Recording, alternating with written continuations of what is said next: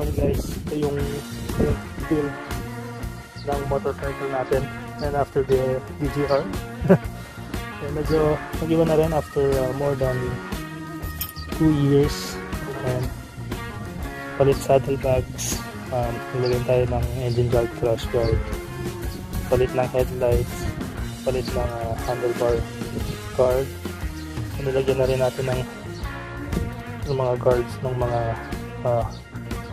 front fork, tapos ito sa exhaust natin. Yan, saddlebag din sa harapan. Of course, naglagay tayo dito ito, yung maliit na lalagyan sa mga tali. And overall, sabihin natin nasa 70% yung build natin.